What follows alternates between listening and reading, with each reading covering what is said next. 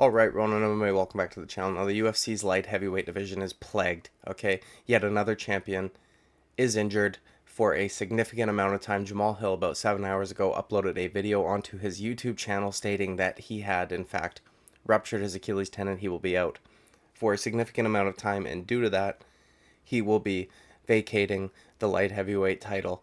And we're going to talk about that. We're going to talk about what that means for the UFC's light heavyweight division. We're going to talk about how unfortunate that is for Jamahal Hill and the video a little bit and all that good stuff. Before we get into it, like and subscribe. I would greatly appreciate it. For those of you who didn't see my community post yesterday, memberships are available. I will be starting to live stream next week, probably Monday, at least 3 times a week. So anyways, thank you so much for all the support, and let's get right into it, dude. So Jamahal Hill, 7 hours ago. Okay, the video was a little hard to watch. Not actually, but it was sad because you could tell immediately that, and now I'm a body language expert, so you're gonna trust everything I say. He looked like he was holding back tears from the jump. His lip was going inward when he was trying to talk, almost looked like it was trembling a little bit, and you could tell that the words were very hard for him to get out. There were a lot of pauses, a lot of moments where he was searching for words because he just is obviously so devastated. And towards the end of the video, he actually did break down and begin to cry. Now, the vacating the title thing, I feel like Yuri Prohaska has ruined it for everybody, okay? Because these guys must hate money or just not, like, perhaps he spoke to the UFC and they said that we'll keep the contract the same. This is an unfortunate situation and this and that. But, you know, he even mentioned Yuri Prohaska and said that Yuri was injured and he did this for the light heavyweight division so that the division could move on. Without him, the show must go on and blah, blah, blah, which is crazy because in every other division, the show does go on. They just have an interim title, okay? Yuri Prohaska is a very strange guy. We all know that. And, he lives by the Bushido code or whatever. And while that's fine and dandy, I don't these guys is main career objective, or at least one of them, is to make as much money as they possibly can in the small window of time that they have to be successful in this sport. Yuri Prohaska vacates the title.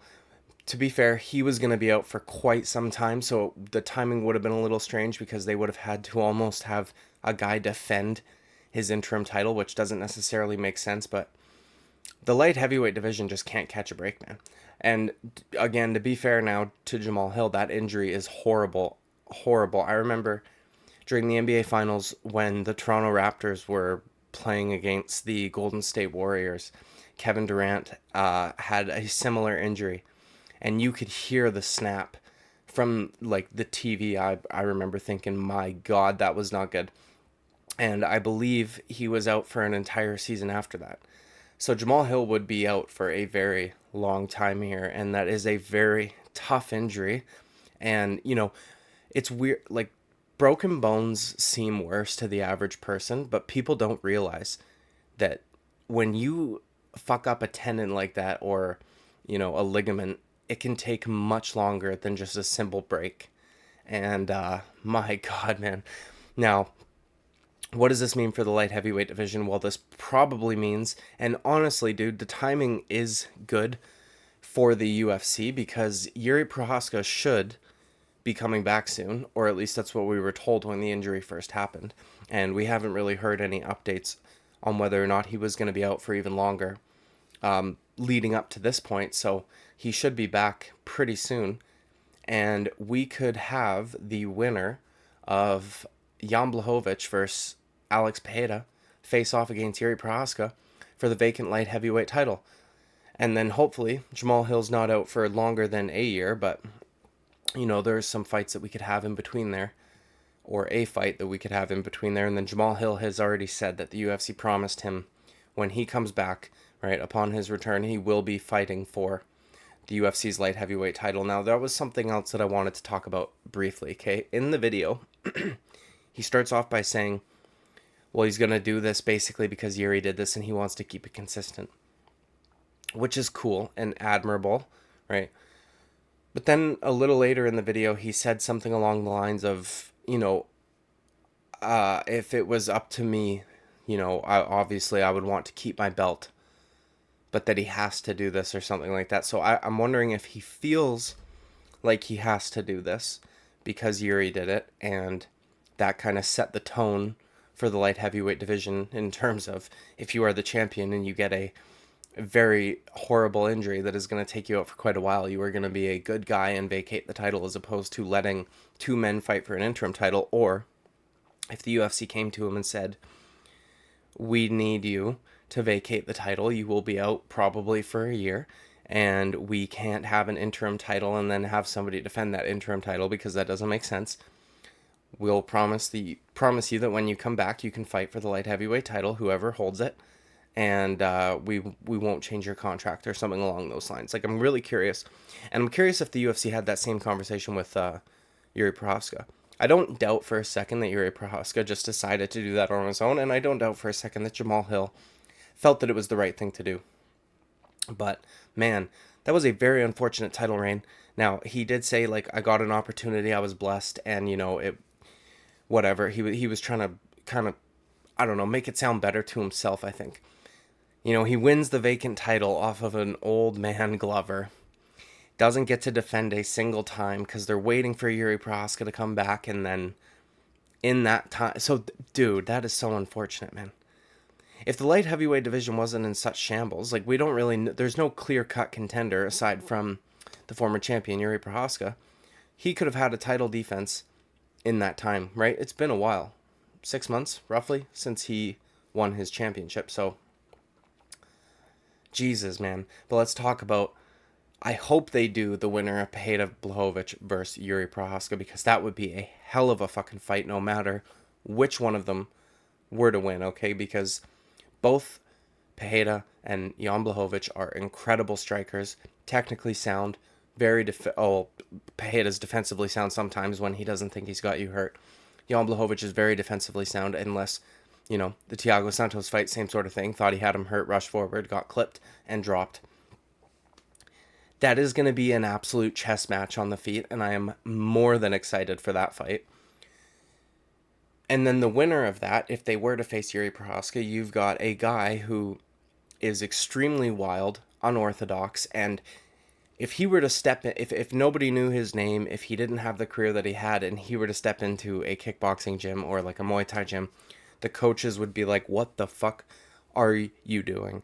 But we know that it's effective because he's used it over and over and over again.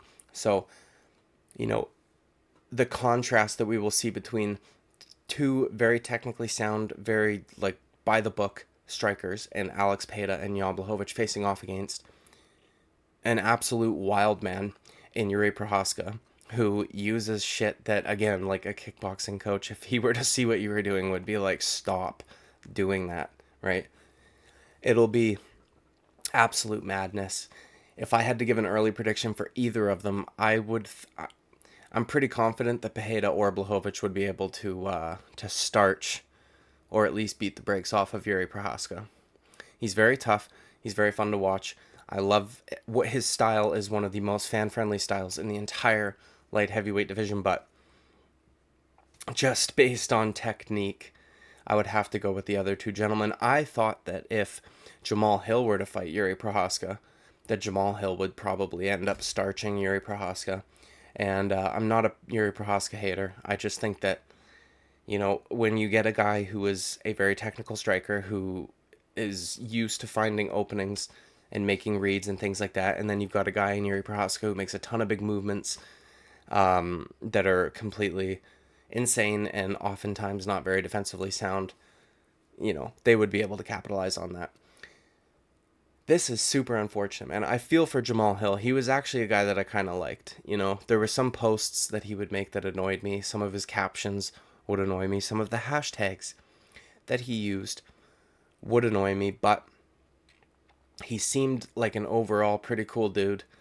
And it's sad, man, because it would have been... Because if he would have actually gotten the opportunity to fight Yuri Prochazka and end up starching him, I think that his title reign would have been taken a lot more seriously. Guys like Ariel Helwani like to shit on him and say that he's the second best or even third best light heavyweight out there because he considers Vadim Nemkov, pardon me, to be better than Jamahal Hill, which to me is fucking wild. But regardless, dude, let me know what you guys think down in the comments below.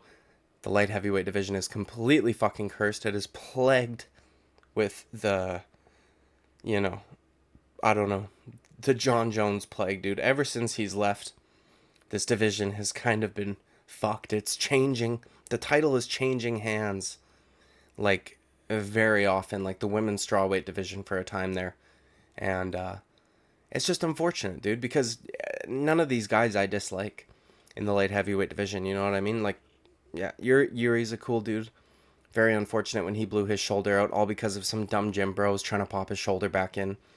Jamahal Hill, I don't know how this injury happened, but that is a brutal, brutal injury, and I feel for him. So let me know what you guys think down in the comments below. Who do you think should be fighting for the vacant light heavyweight strap?